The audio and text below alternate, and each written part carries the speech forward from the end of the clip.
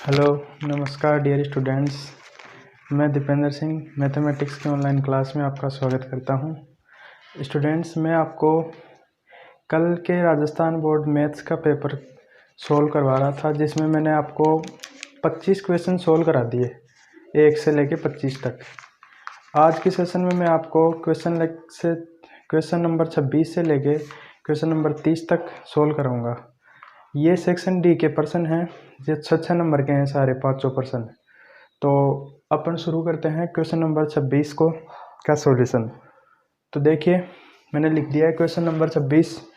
Question number 26 है, एक function दे रखा है एफ एक्स बराबर mode x minus 1 2 times mode x minus 2 3 times mode x minus 3 मापांक फलन है। अपने को इस फंक्शन की बिंदु 1, 2, 3 पर संततता, कॉन्टिन्यूटी और अवकलनीयता डिफरेंशिएबिलिटी की जांच करनी है, परीक्षण करना है। तो सबसे पहले इस फंक्शन को अपने को खोल के लिखना पड़ेगा। देखो, मापांक फलन है ना, तो मैं आपको बता दूं, मापांक फलन कोई भी मापांक फलन नहीं होता है एफ एक्स बराबर मोड एक्स, जो इस प्रकार से डिफाइंड होता है। देखो, मापांक फलन की सबसे पहले अपन टर्निंग पॉइंट देखते हैं कि वो फलन मापांक फलन कहाँ पे चेंज हो रहा है। तो वो चेक करने के लिए मापांक के अंदर वाली क्वांटिटी को आप 0 के बराबर रख दो। तो इसको 0 के बराबर रखते हैं, तो ये x बराबर 0, तो 0 इसका टर्निंग पॉइंट है। तो एक तो ये x 0 से कम या 0 पर, और एक x ग्रेटर देन 0। तो ये x के आसपास बदलेगा, x से पीछे और x से आगे। x से पीछे तो ये मापांक फलन नेगेटिव x देता है, और x के आगे यानी पॉजिटिव x के लिए पॉजिटिव देता है। तो ये मापांक फलन की डेफिनेशन होती है। इसी के अकॉर्डिंग अपन इसको खोलते हैं। तो देखो, मैं इस तरफ खोल रहा हूँ इसको, एफ एक्स बराबर, देखो ये फंक्शन 3 जगह बदल रहा है अपनी वैल्यू। कहाँ पे, x माइनस 1 को 0 के बराबर रखने पे, तो एक तो x बराबर 1, फिर x माइनस 2 मापांक के अंदर वाले को 0 के बराबर रखते हैं उसका टर्निंग चेक करने के लिए। तो एक x बराबर 2 पे बदल रहा है और एक x बराबर 3 पे। तो 3 जगह बदल रहा है। तो मैं यहाँ पे लिख रहा हूँ, एक तो x 1 से कम के लिए, एक 1 और 2 के बीच में ले लेंगे, एक 2 और 3 के बीच में ले लेंगे, और एक ले लेंगे 3 से ज़्यादा। तो देखो, अगर ये 3 जगह बदल रहा है तो अपने को 4 फंक्शन लिखने पड़ेंगे। 1 से कम, x का मान 1 के बराबर और 2 से कम, और फिर x का मान 2 से बड़ा और 3 से छोटा, और लास्ट ले लेंगे x का मान 3 या 3 से बड़ा। तो ये 4 जगह अपन ने डिफाइंड कर दिया। तो अपन इसको देखो अब लिखेंगे कैसे, खोलेंगे कैसे। तो देखो, देखते हैं, ध्यान से देखना, यही है मेन चीज।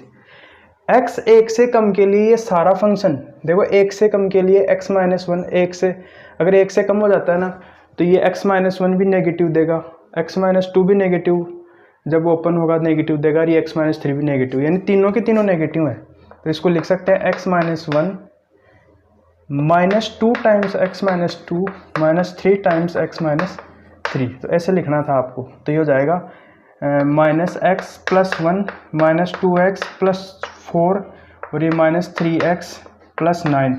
तो इसको आप कैसे लिख सकते हो, 9 4 13 और 1 14, तो 14 माइनस, देखो 3x और 2x 5x और 1x 6x।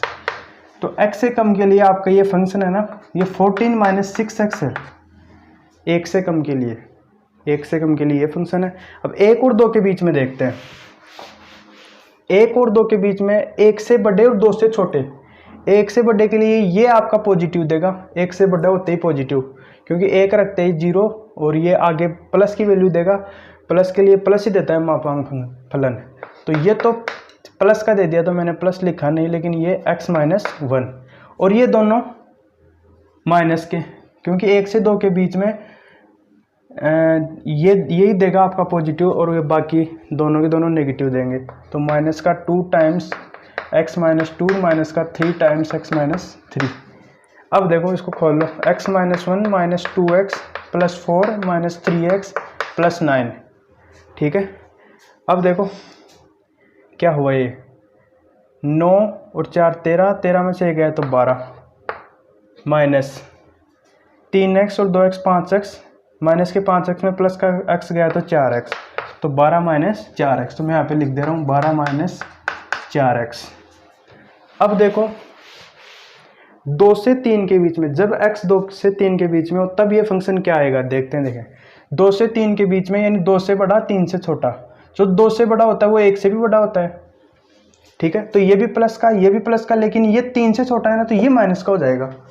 तो अपन लिखेंगे इसको x माइनस 1, ये प्लस का तो प्लस का रहने दो, 2 टाइम्स x माइनस 2, और ये माइनस का हो जाएगा 3 टाइम्स x माइनस 3। तो ये हो जाएगा x minus 1 plus 2x minus 4 minus 3x plus 9। तो देखो ये क्या हुआ, x और x 3x से ये 3x कट गया, तो x वाली चीज़ तो नहीं आएगी इसमें।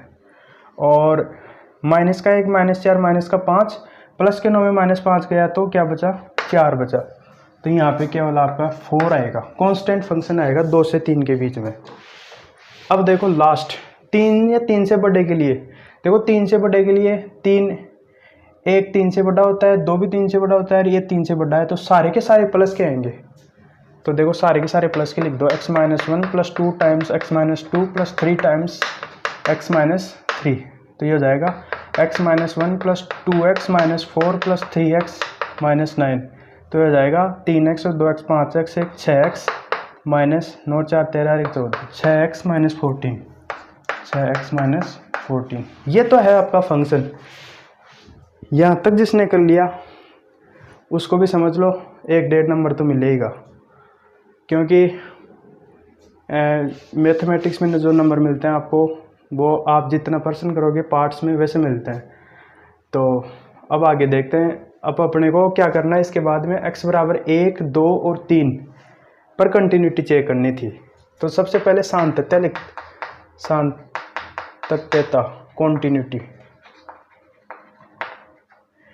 कंटिन्यूटी चेक करेंगे। x बराबर 1 पर, इधर लिख लेता हूँ मैं x बराबर 2 पर, और इधर लिख लेता हूँ मैं x बराबर 3 पर, ठीक है। अब x बराबर 1 पे f1 निकालो, x बराबर 2 पे f2 निकालो, और x बराबर 3 पे f3 निकालना है अपने को। तो देखो f1 तो जहाँ जहाँ पे बराबर है, बराबर का चिन्ह है, वहाँ से अपन फंक्शन में वैल्यू रखेंगे। तो x बराबर 1 वाला फंक्शन ये सामने वाला है ये, तो इसमें x की जगह 1 रखो। तो x की जगह 1 रखते हैं तो 12 माइनस 4 इंटू 1 यानी 8। f1 की वैल्यू 8 है, ये f2 की वैल्यू निकालो। तो देखो 2 वाला फंक्शन ये है, 2 के सामने 4 है, तो इसमें तो निकालने की जरूरत ही नहीं है, कांस्टेंट फंक्शन है 4। f3 3 इसके अंदर रखो, तो 6 इंटू 3 माइनस का 14 18 माइनस 14 ये हो गया 4। तो f1 की वैल्यू 8, f2 की 4 और f3 की 4। अब निकालेंगे अपन LHL, f1 माइनस h, जिसका फॉर्मूला होता है एक बार बाईं सीमा निकालेंगे, जिसका फॉर्मूला होता है limit h tends to 0 f1 minus h। अब देखो एक से कम वाला कौन सा फंक्शन यूज होगा, ये वाला। तो f1 माइनस h की जगह x की जगह 1 माइनस h उसमें रखो, तो ये हो जाएगा limit h tends to 0 f नहीं, अब तो वो फंक्शन लिखा जाएगा 14 माइनस 6 इंटू 1 माइनस h। तो ये हो जाएगा limit h tends to 0 14 minus 6 8 plus 6h। अब h की जगह 0 कर दो, h टेंड्स टू 0 है ना, तो इसकी वैल्यू आई 8। ऐसे ही अपन LHL निकाल लेंगे। x बराबर 2 पे f2 माइनस h, और उसका फॉर्मूला होगा limit h tends to 0 f2 minus h। और इसी तरह f3 पे LHL बाईं सीमा क्या होगी, f3 माइनस h बराबर limit h tends to 0 f3 minus h। अब देखो limit h tends to 0 f2 minus h, 2 से कम के लिए अपने को फंक्शन यूज करना है ये वाला। तो मैं लिख रहा हूँ limit h tends to 0 12 minus 4 into 2 minus h। तो देखो ये क्या आएगा, तो limit h tends to 0 12 minus 8 4 दूनी 8 12 माइनस 8 प्लस 4h। तो ये h तो 0 हो जाएगा, 12 में से 8 गया तो 4। तो इसकी x बराबर 2 पे बाईं सीमा का मान आया 4, लेफ्ट हैंड लिमिट का मान आया 4। अब 3 पे बाईं सीमा देखते हैं, limit h tends to 0 f3 minus h। तो देखो 3 से कम के लिए ये फंक्शन है डायरेक्ट 4 आएगा, तो इसकी वैल्यू तो 4 आ गई। ठीक है। अब अपन देखते हैं RHL, राइट हैंड लिमिट, और उसका फॉर्मूला होता है F1 + H, ठीक है। इसका 2 पे निकालना है तो इसकी RHL हो जाएगी F2 + H, और इसकी RHL हो जाएगी right hand limit F3 + H, क्योंकि 3 पे चेक कर रहा है ना। अब देखो तीनों का फॉर्मूला, बस कुछ नहीं करना, लिमिट h टेंड्स टू 0 पे लिखना है। Limit h tends to 0 F1 + H, यहाँ पे लिमिट लगा देनी है। लिमिट h टेंड्स टू 0 है F2 + H, और limit h tends to 0 F3 + H। अब देखो 1 + H, 1 से प्लस यानी 1 से बड़े के लिए ये फंक्शन यूज़ करना है। तो यहाँ पे लिखो limit h tends to 0 12 - 4 × 1 + H, ठीक है। तो ये हो जाएगा 12 में से 4 गया तो 8 - 4H, limit h tends to 0, और h की जगह 0 डालते ही आएगा 8, ठीक है। ये हो जाएगा 8।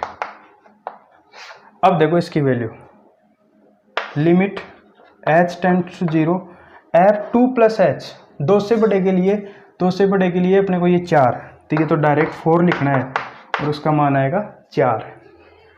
अब 3 से बड़े के लिए लिमिट h टेंड्स टू 0 तो F3 + H, 3 + H, इन 3 से बड़े के लिए ये वाला फंक्शन यूज़ करना है। तो अपने को लिखना है limit h tends to 0 6 × 3 + H minus का 14, तो ये हो जाएगा limit h tends to 0 18 + 6H, 18 + 6H minus 14, तो h तो 0 हो जाएगा, 18 में से 14 गया तो 4।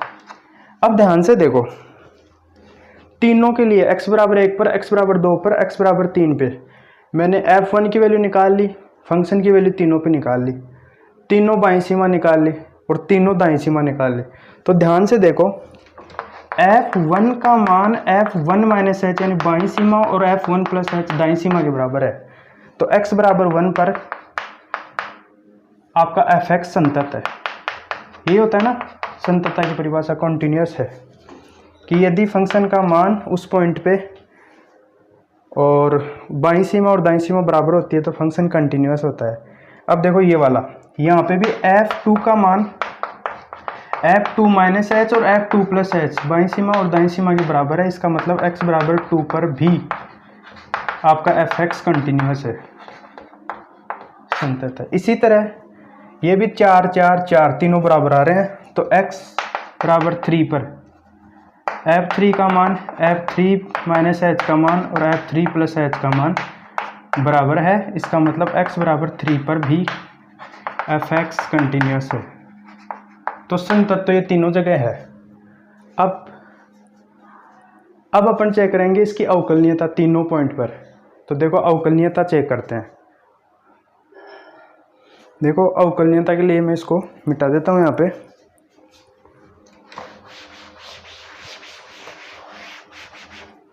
अवकलनीयता के लिए यानी LHD और RHD बराबर होना चाहिए। फंक्शन का बायां अवकलज बराबर दायां अवकलज, ये बराबर होना चाहिए। ये ध्यान रखना, F3 का मान 4 है यहाँ पे। अब देखो तीनों पे बायां अवकलज और दायां अवकलज चेक करेंगे। तो LHD और फॉर्मूला होता है F1 - H का फॉर्मूला होता है limit h tends to 0 F1 - H minus F1 x = 1 पे, ठीक है। FA - H minus FA upon 1 - H minus 1, यही होता है ना। ऐसे ही LHD इसके लिए 2 पे है तो 2 लिख देंगे। F2 - H बराबर लिमिट, यहाँ पे लिख रहा हूँ LHD F2 - H बराबर limit h tends to 0 F2 - H minus F2 upon 2 - H minus 2, ठीक है। और ऐसे ही इसकी LHD हो जाएगी। लेफ्ट हैंड डेरिवेटिव क्या हो जाएगा, लिमिट h टेंड्स टू 0, पहले नोटेशन तो लिख दूँ F3 - H limit h tends to 0 F3 - H minus F3 upon 3 - H minus 3। तीनों की LHD का फॉर्मूला लिख दिया। अब वैल्यू रखनी है बस। तो ये हो जाएगा limit h tends to 0 F1 - H, 1 से कम के लिए ये फंक्शन, तो 14 माइनस 6 इंटू 1 माइनस एच, और f1 का मान तो निकाला हुआ है 8, 1 से 1 कट गया, माइनस का h। ठीक है, और सॉल्व करते हैं। Limit h tends to 0, 14 minus 6 8, और माइनस है माइनस h तो प्लस का 6h, माइनस 8, 8 से 8 कट गया और माइनस h। तो देखो 6 सिर्फ 6h अपॉन माइनस h बचा, h से h भी कट गया, आंसर केवल माइनस 6 आएगा। तो आपका LHD का मान तो माइनस 6 आया। इसमें देखते हैं x बराबर 2 पे LHD क्या आता है। तो limit h tends to 0, f2 minus h, तो 2 से कम के लिए ये वाला फंक्शन 12 माइनस 4 इंटू x की जगह लिखना है 2 माइनस h माइनस f2 की वैल्यू 4 है, अपॉन 2 से 2 कट गया, माइनस का h। तो देखो ध्यान से देखना, लिमिट h टेंस टू 0, 12 में से 8 गया तो 4, और माइनस माइनस प्लस का 4h ये हो गया, और माइनस का 4, 4 से 4 कट गया, और यहाँ पे देखो 4h अपॉन माइनस h बचेगा, h से फिर h कट गया, आंसर आएगा माइनस का 4। तो x बराबर 2 पे आपकी लेफ्ट हैंड डेरिवेटिव आया माइनस का 4। अब x बराबर 3 पे लेफ्ट हैंड डेरिवेटिव देखेंगे, तो देखो limit h tends to 0, f3 minus h, देखो 3 से कम के लिए तो फिक्स है 4 है, तो 4 माइनस f3 की वैल्यू 4 है ही, अपॉन 3 से 3 माइनस h। तो देखो 4 से 4 कट गया, 0 अपॉन कुछ भी, 0 में किसी का भी डिवाइड करो 0 ही आता है, तो इसकी LHD का मान है 0। अब RHD और निकालेंगे, राइट हैंड डेरिवेटिव। अगर लेफ्ट हैंड डेरिवेटिव और राइट हैंड डेरिवेटिव बराबर आते हैं तो ही फंक्शन डिफरेंशिएबल होगा उस पॉइंट पे। तो देखो फॉर्मूला होगा f डैश 1 प्लस h, ठीक है। Limit h tends to 0, f1 plus h, पहले मैं फॉर्मूला लिख देता हूँ तीनों का, minus f1 upon 1 plus h minus 1, ऐसे ही इसका लिख देता हूँ f डैश 2 प्लस h बराबर limit h tends to 0, f2 plus h minus f2 upon 2 plus h minus 2। ये फॉर्मूला तो आप सबको ध्यान है ही ना। तो अब मैं लिखता हूँ, ये RHD है, यहाँ पे ध्यान रखना, RHD f dash 3 plus h, formula होगा limit h tends to 0, f3 plus h minus f3 upon 3 plus h minus 3। अब ध्यान से देखना, फॉर्मूला तीनों का लिख दिया, अब बस वैल्यू रखनी है। Limit h tends to 0, f1 plus h, 1 से बड़े के लिए ये वाला फंक्शन यूज़ करना है, तो यहाँ पे होगा 12 minus 4 into 1 plus h minus f1 की वैल्यू है 8 अपॉन 1 से 1 कट गया और ये बचा h। अब ध्यान से देखना, 12 ये माइनस का 4, तो यहाँ पे बचा 8 माइनस का 4h माइनस 8 से 8 गया, नीचे h है, और इधर लिमिट h टेंस टू 0 है। तो देखो माइनस का 4h अपॉन h माइनस का 4 आएगा, तो राइट हैंड डेरिवेटिव का मान है माइनस का 4। इस पे देखते हैं, इस पे देखो f2 plus h, 2 plus h के लिए 4 है, 2 से बड़े के लिए f2 प्लस h फंक्शन की वैल्यू 4 है, और f2 की वैल्यू भी 4 है, अपॉन 2 से 2 कट गया h, तो 4 में से 4 गया तो 0, तो 0 अपॉन कुछ भी 0, तो इसकी वैल्यू तो 0 आई। अब देखते हैं 3 प्लस h पे, तो 3 से बड़े के लिए ये वाला फंक्शन लेना है, तो ये आ जाएगा limit h tends to 0, 3 plus h यानी 6 इंटू 3 प्लस h माइनस का 14 माइनस f3 की वैल्यू है 4। अब देखो अपॉन 3 से 3 h बचा, अब देखो ये 18, limit h tends to 0, 18 plus 6h minus का 14 और माइनस का 4 माइनस का 18, तो 18 से 18 कट गया, और h से h कट जाएगा, तो ये सिर्फ 6 बचेगा। अब ध्यान से देखो, x बराबर 1 पे आपका LHD तो आया माइनस 6 और RHD आया माइनस का 4, तो यहाँ पे लिख रहा हूँ मैं x बराबर 1 पे LHD यानी f dash 1 minus h is not equal to F dash 1 plus H, यानी बाईं सीमा दाईं सीमा के बराबर नहीं है। इसका मतलब x बराबर 1 पर फलन अवकलनीय नहीं है, अवकलनीय नहीं है। तो x बराबर 1 पे डिफरेंशिएबल नहीं है।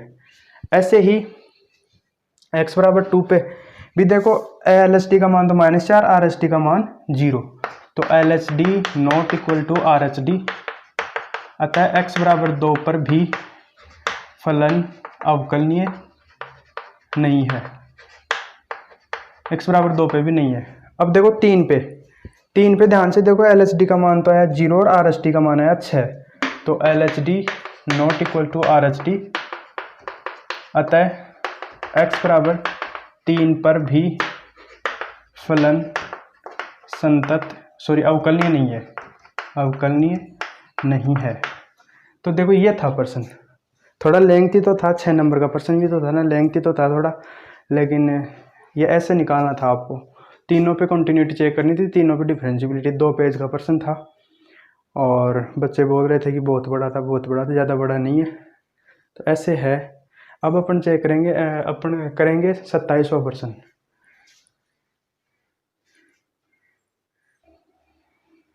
देखो 27वां प्रश्न है इंटीग्रेशन का, डेफिनेट इंटीग्रेशन का प्रश्न था।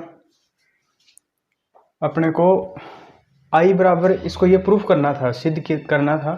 तो देखो शुरू करते हैं। आई बराबर है ये, तो आई बराबर 0 से पाई, इस तरफ स्टार्ट कर देता हूँ।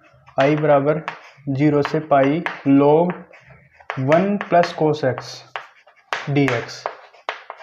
अब देखो अपने को क्या करना है, इसमें कोई भी, या तो देखो 1 प्लस कोस एक्स का फॉर्मूला लगा दो, वैसे हो सकता है, या प्रॉपर्टी 4 लगा दो। 1 प्लस कोस एक्स का हाफ एंगल फॉर्मूला है 2 कोस स्क्वायर एक्स बाई 2, तो वैसे भी हो सकता है। और अपन इसको ऐसे भी लिख सकते हैं बाई प्रॉपर्टी 4। प्रॉपर्टी 4 क्या थी अपनी, कि कोई भी फंक्शन 0 से a का integration F x d x किस में बदल जाता है, 0 से a F A minus x d x में बदल जाता है। तो ये हो जाएगा 0 से pi log 1 plus cos pi minus x, इसको ऐसे लिख सकते हैं। अब cos pi minus x minus cos x होता है, तो ये हो जाएगा 0 से pi log 1 minus cos x d x, ये आई है। अब इसको इक्वेशन 1 मान लो, इसको 2, इसको जोड़ना था अपने को, तो 1 प्लस 2, तो ऐड करने पे क्या आया, इधर तो 2i आया और इस तरफ आया 0 से pi log 1 plus cos x plus 0 से pi log 1 plus 1 minus cos x dx, इधर भी dx है। अब देखो लिमिट सेम है, दोनों फंक्शन आपस में जुड़ जाएंगे। और देखो log m plus log n का फॉर्मूला क्या होता है, log m plus log n होता है log mn। तो log इसको m मानो और इसको n, तो दोनों जब log की प्रॉपर्टी लगने के बाद mn हो जाएगा। तो ये हो जाएगा 2i बराबर 0 से pi log 1 plus cos x multiply दोनों का गुणा हो जाएगा 1 minus cos x into d x. तो ये हो जाएगा 0 से pi log a plus b into a minus b, a square minus b square, यानी 1 minus 1 plus cos x 1 minus cos x 1 minus cos square x होता है। और 1 minus cos square को लिख सकते हैं साइन स्क्वायर एक्स, तो ये हो जाएगा साइन एक्स का होल स्क्वायर डी एक्स। एक प्रॉपर्टी और होती है log की, कि log m की पावर n हो तो n log m हो जाता है। तो इसको लिख सकते हैं 2 बार 0 से pi log sin x dx, इधर था 2i। अब देखो 2 से तो 2 कट गया, ठीक है। i बराबर आया 0 से पाई log sin x। अब देखो एक मानक फॉर्मूला होता है, स्टैंडर्ड फॉर्मूला, वो किसका होता है, 0 से pi by 2 log sin x, लेकिन यहाँ पे तो 0 से पाई है। तो स्टैंडर्ड फॉर्मूला लगाने के लिए अपने को क्या करना पड़ेगा, प्रॉपर्टी 6 का यूज करना पड़ेगा। प्रॉपर्टी 6 से, प्रॉपर्टी 6 क्या कहती है कि कोई भी फंक्शन जो 0 से 2a fx dx है उसको आप 2 टाइम्स 0 से a fx dx लिख सकते हो। कब लिख सकते हो? यदि f2a माइनस एक्स का मान fx के बराबर हो, तब प्रॉपर्टी 6 लग जाएगी। तो देखो लगाते हैं इसमें। देखो pi sine pi minus x, इसको देखो ऐसे लिख सकते हैं, पाई को आप तोड़ के ऐसे लिख सकते हो 2 इंटू पाई बाई 2 लिख सकते हैं ना। तो देखो ये 0 से 2a है और देखो ये sine pi minus x sine x के बराबर होता है, तो प्रॉपर्टी 6 इसमें लग सकती है, तो वो लगा देते हैं। तो ये हो जाएगा 2 टाइम्स 0 से pi by 2 log sine x d x, और इधर है i, और ये अपना मानक फॉर्मूला होता है, मानक सूत्र से बाई स्टैंडर्ड फॉर्मूला। इसकी वैल्यू होती है 2 माइनस का पाई बाई 2 log 2, इसकी ये वैल्यू होती है माइनस का पाई बाई 2 log 2। तो ये अपने स्टैंडर्ड फॉर्मूला यूज कर सकते हैं। तो 2 से 2 कट गया, माइनस का पाई log 2 आंसर आया, लेकिन माइनस को log में ऊपर ले जाएंगे क्योंकि m की log m की पावर n log m होता है ना, तो अपन पावर को भी ऊपर ले जा सकते हैं, तो माइनस को ले जाते हैं केवल। तो पाई log 2 की पावर -1 यानी 1/2। तो ये आपका प्रूफ हो गया। तो ये था सिंपल सा। नेक्स्ट करते हैं 28 नंबर। इसमें 2 क्वेश्चन है। देखो पहला तो दोनों सिद्ध करवाने वाले हैं। पहला है कि स्केलर ट्रिपल प्रोडक्ट वाले पर्सन है, box a plus B plus C plus A का मान 2 बॉक्स ए बी सी के बराबर सिद्ध करना है। और दूसरा a cross B cross c cross a का मान बॉक्स ए बी सी के होल स्क्वायर के बराबर सिद्ध करना है। तो देखो पहले से स्टार्ट करता हूँ मैं। पहला LHS a plus B plus C और सी प्लस ए, ठीक है। इसको लिख सकते हैं, कोई भी अगर बॉक्स आपको पता है स्केलर ट्रिपल प्रोडक्ट को ऐसे लिख सकते हैं, अगर ए बी सी को a dot B cross C, बिल्कुल। तो इसको भी ऐसे लिख देंगे a plus B dot B cross C, यानी ये क्रॉस ये b plus C cross c plus A, ठीक है। ऐसे ध्यान से ये अपन ने लिख दिया। आगे देखो a plus b, a vector plus b vector dot गुणा कराओ, तो b को b क्रॉस c वेक्टर से कराएंगे, तो यहाँ पे b क्रॉस c, ठीक है। फिर आएगा प्लस b क्रॉस a, फिर c की इन दोनों से c क्रॉस c, और यह आ जाएगा c क्रॉस a। और क्रॉस प्रोडक्ट में सेम चीज़ों का क्रॉस प्रोडक्ट 0 होता है, तो c क्रॉस c तो आपका हो जाएगा 0, ठीक है। तो ये तो हो जाएगा 0, और अपने पास बचा a प्लस बी। अब देखो मैं फालतू में स्टेप नहीं बढ़ाता हूँ, डायरेक्ट ही गुणा कर देता हूँ। अब इनका डॉट प्रोडक्ट करेंगे, इसके और इसके साथ, क्योंकि ये तो 0 हो गया। करते हैं a का डॉट प्रोडक्ट इन तीनों के साथ, तो a डॉट बी क्रॉस सी, ठीक है।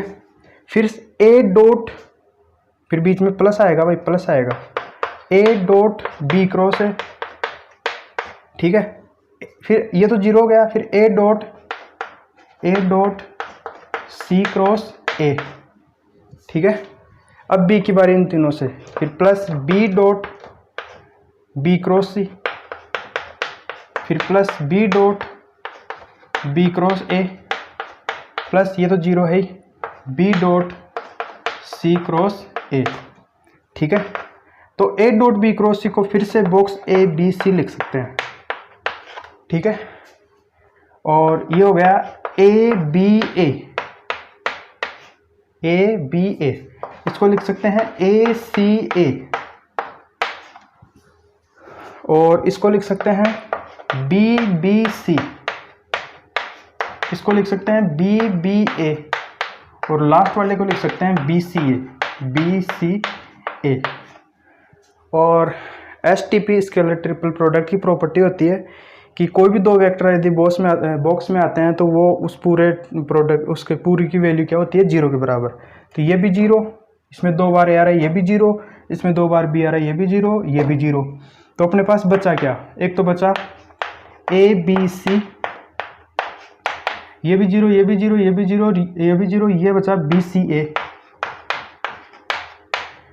और यदि एकदम एंटी क्लॉकवाइज सर्कुलर सिस्टम में चलते हैं तो B C A B C के बराबर होता है। तो अपन इसको लिख सकते हैं a B c plus a B c, और ये हो जाएगा 2 टाइम्स ए बी सी। तो एक पार्ट तो सिद्ध हो गया। ठीक है, आया समझ में, बिल्कुल आसान था। अब दूसरा, इसका दूसरा पार्ट देखते हैं। तो मैं इसको मिटा रहा हूँ। दूसरा पार्ट देखो, दूसरा है LHS, ए क्रॉस बी,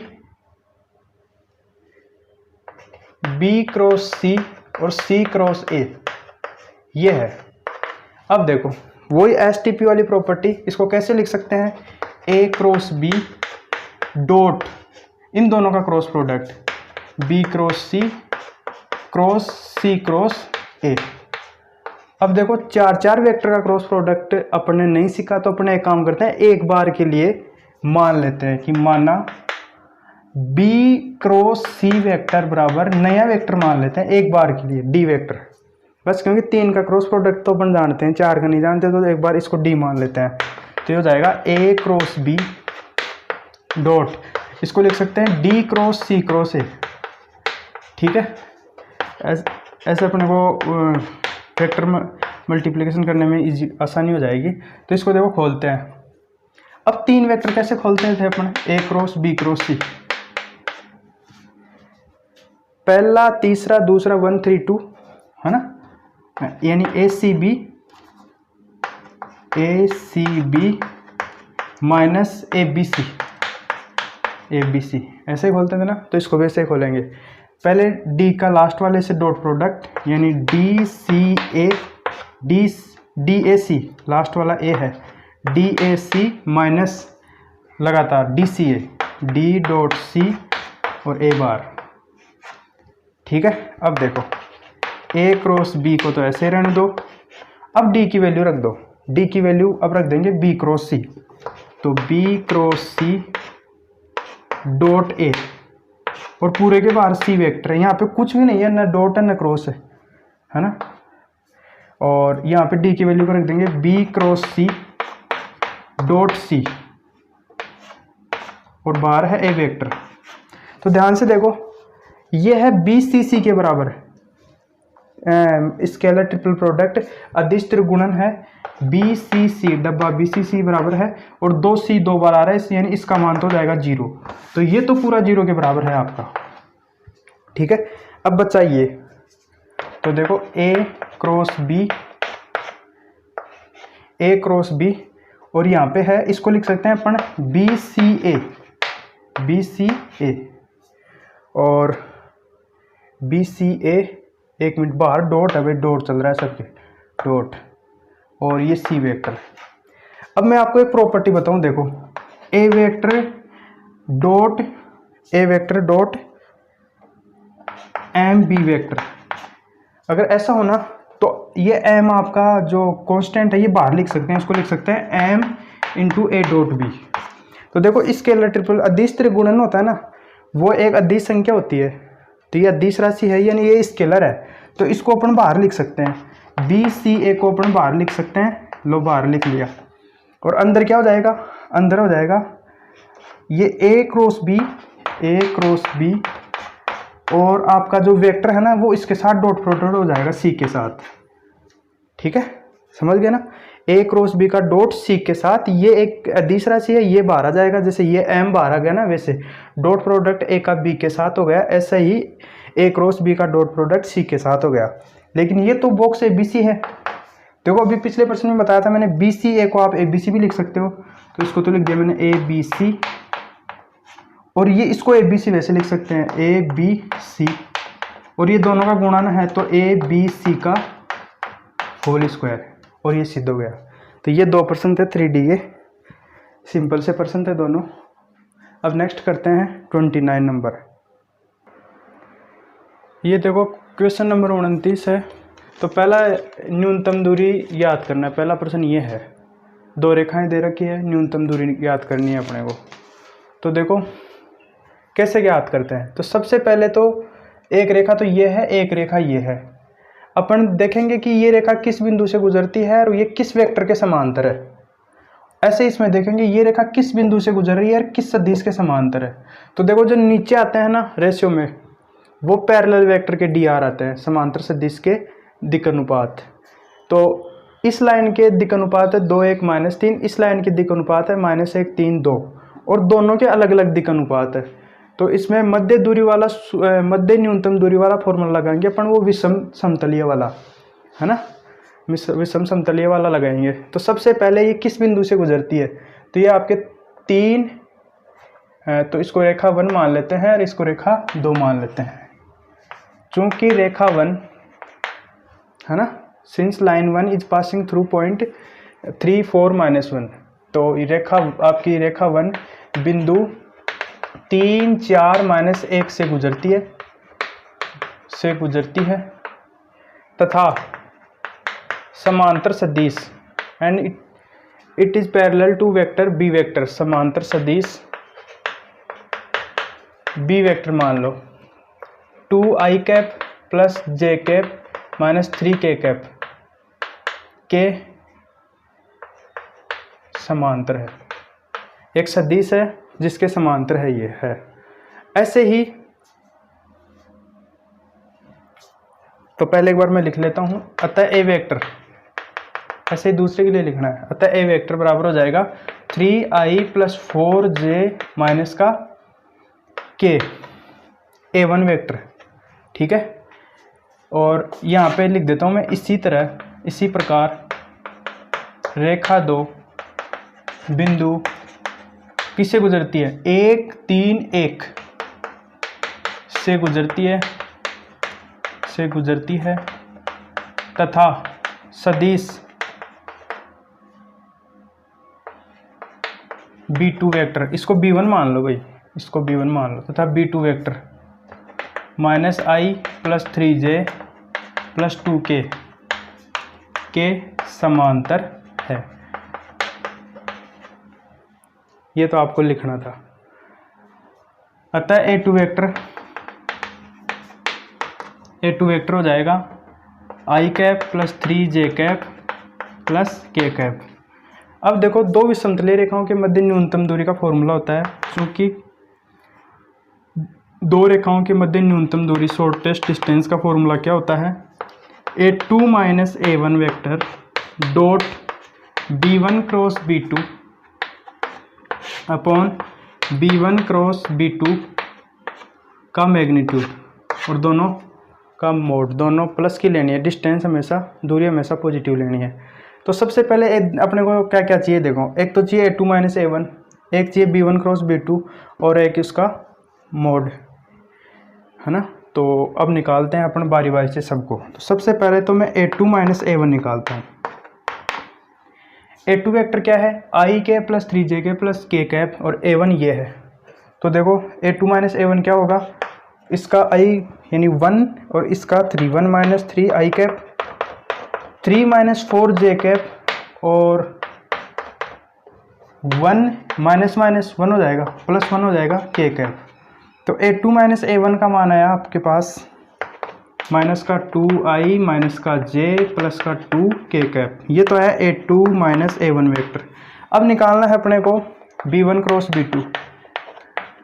तो ये डिटरमिनेंट से निकलेगा i j, दो सदिशों का सदिश गुणनफल i j k, और आपका b1 वेक्टर है ये रहा, इसका कोफिशिएंट लिख दो 2 1 -3 और उसका कोफिशिएंट लिख दो -1 3 2। अब इसको खोलते हैं i कैप, इसको छुपाओ, 2 + 9 यानी 11, ठीक है, माइनस का j, और ये आ जाएगा 4 - 3 यानी 1। देखो माइनस माइनस प्लस, लेकिन एक फॉर्मूले में माइनस आता है तो माइनस, फिर प्लस k, ये आ जाएगा 6 + 1 यानी 7। तो यह आ जाएगा 11i माइनस का j कैप प्लस का 7k कैप। अब निकालना, अब अपन फॉर्मूले में रख देंगे बस सारी चीज़। तो रखते हैं, देखो फॉर्मूले में रखते हैं, यहाँ पे रख देता हूँ मैं,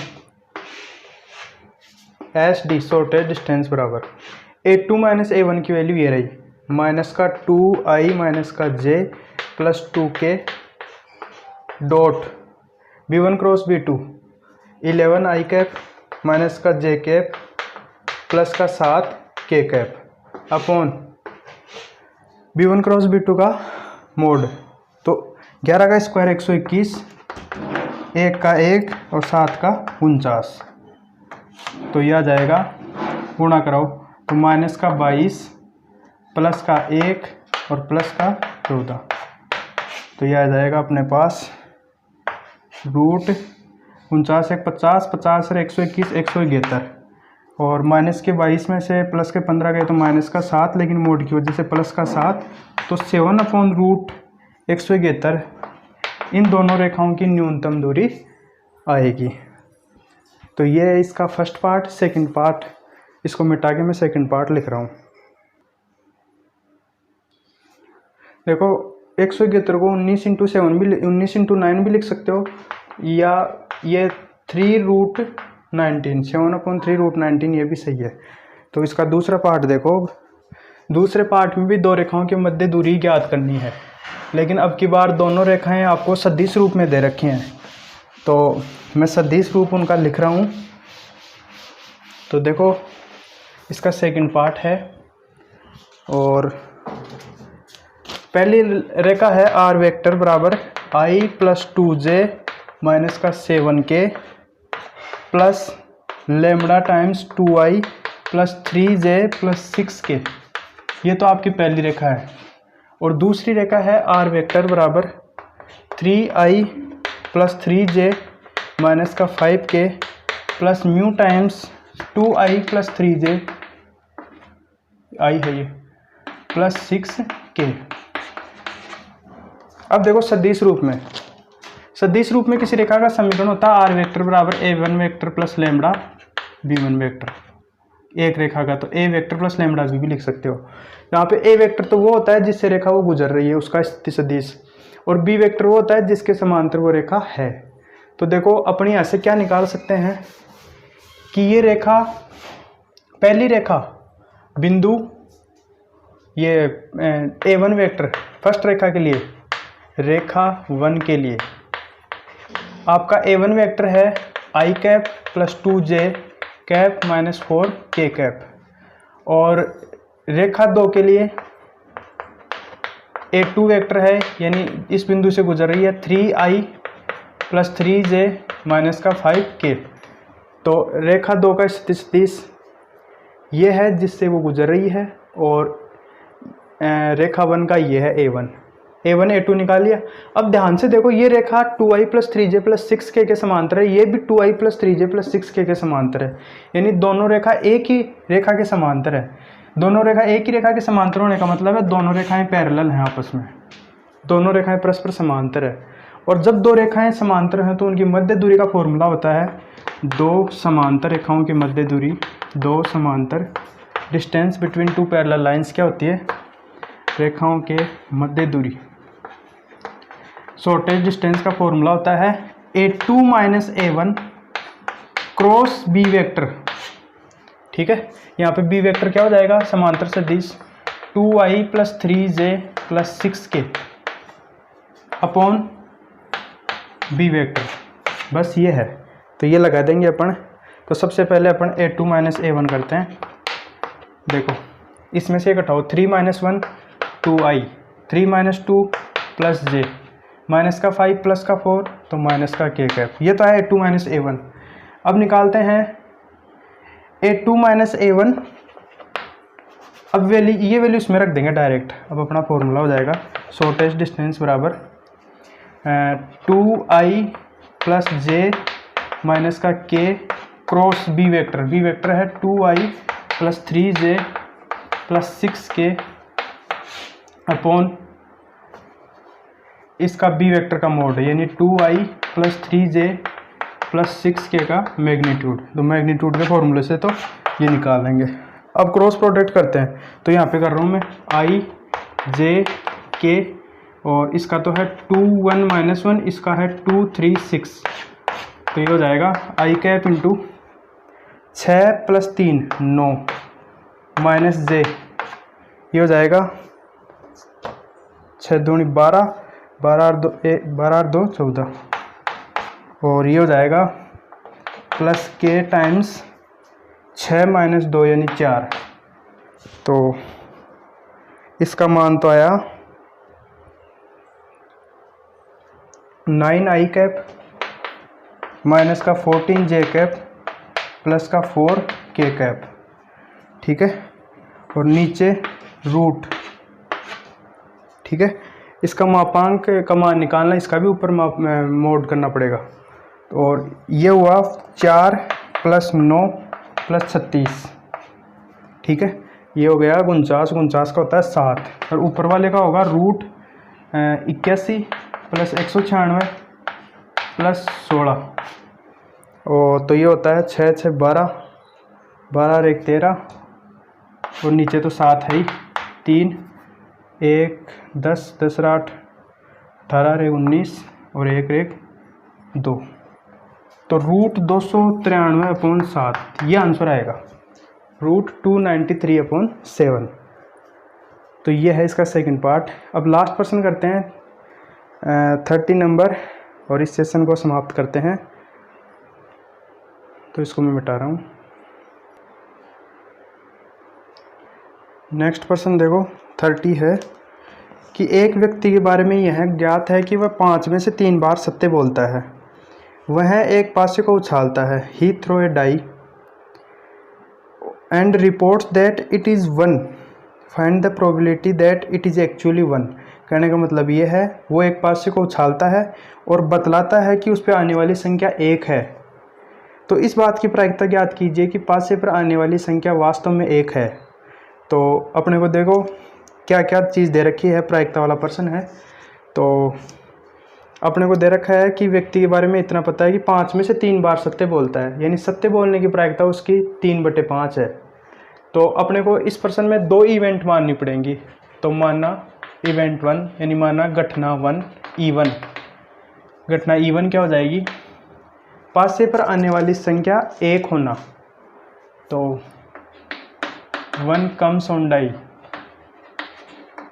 यानी पासे पर आने वाली संख्या 1 है, इसको अपन घटना E1 मान लेंगे। तो probability of 1 comes on die वो क्या हो जाएगी, देखो पासे पर 1 अंक आने की प्रायिकता होती है 1/6। तो PE1 का मान हो जाएगा 1/6। और घटना E2 मान लेते हैं, पासे पर अंक 1 नहीं आना, है ना। 1 नॉट कम्स ऑन डाई, पासे पर अंक 1 नहीं आना। तो वो PE2 कितनी आ जाएगी, 1 नहीं आने की प्रायिकता हो जाएगी 5/6, 1 - 1/6 5/6। और वो जो कॉमन इवेंट मानते हैं ना, वो मान लेते हैं कि actually 1 appear on the die, a men's reports that actually 1 comes on die. ये आपका इवेंट कॉमन इवेंट मान लेंगे कि पासे पर, या ऐसे लिख लेंगे, व्यक्ति द्वारा पासे पर वास्तव में अंक 1 बतलाना, ये कॉमन इवेंट मान लेंगे। तो ये बेज के परमे वाला प्रश्न है, अपने को पूछा है कि इस बात की प्रायिकता ज्ञात कीजिए कि पासे पर आने वाली संख्या वास्तव में 6 है ना। तो सबसे पहले तो अपने को निकालनी पड़ेगी PA/E1, यानी व्यक्ति द्वारा 1 रिपोर्ट करना, 1 बताना, जबकि पासे पर 1 आया है। तो ऐसा तो तभी होता है जब वो व्यक्ति सच बोलता है ना, कि पासे पर 1 आया है और व्यक्ति द्वारा भी 1 बताया जाना। तो ये बात सही है, व्यक्ति द्वारा सत्य बोला गया, और सत्य बोलने की प्रायिकता है उसकी 3/5, यानी 3/5। अब निकालेंगे PA/E2, द्वारा व्यक्ति द्वारा अंक 1 बतलाना, जबकि पासे पर 1 पासे पर एक पर कट नहीं होता है तो इस बात की क्या प्रायिकता हो जाएगी, यानी वो व्यक्ति झूठ बोलता है। 2/5, 1 - 3/5 2/5। अब निकालने को अब क्या निकालना अपने को कि पासे पर वास्तव में 6 अंक 1 आया है, तो प्रोबेबिलिटी ऑफ E1/A है ना। तो वो फॉर्मूला होता है बेज पर में से, तो बेज पर में से लिख दे रहा हूँ मैं यहाँ पे, बेज पर में से वो हो जाएगा PE1 into PA/E1 upon total PE1 PA/E1 plus PE2 probability of E2 into probability of A/E2। तो ये हो जाएगा PE1 है 1/6, PA/E1 है 3/5, 1/6 इंटू 3/5 प्लस PE2 है आपकी 5/6 और ये है 2/5। तो देखो 30 से 30 तो एलसीएम में कट जाएगा, ऊपर तो आएगा 3 और नीचे आएगा 3 + 10 यानी 3/13। ये इसका आंसर आएगा। तो पासे पर वास्तव में अंक 1 पर कट होता है, तो इस बात की प्रायिकता है 3/13। ये क्वेश्चन नंबर 30 कंप्लीट हो गया है। अपन ने 500 प्रश्न कर लिए हैं आज के। तो अगर आपको वीडियो अच्छा लगा तो वीडियो को लाइक करो, चैनल को सब्सक्राइब करो। Thank you. और इसी तरह बने रहिए मेरे साथ। आगे भी अपन अपने 12th की 11th की जो भी कुछ मैथ से रिलेटेड होगा मैं आपसे जुड़ता रहूँगा। Thank you very much. धन्यवाद।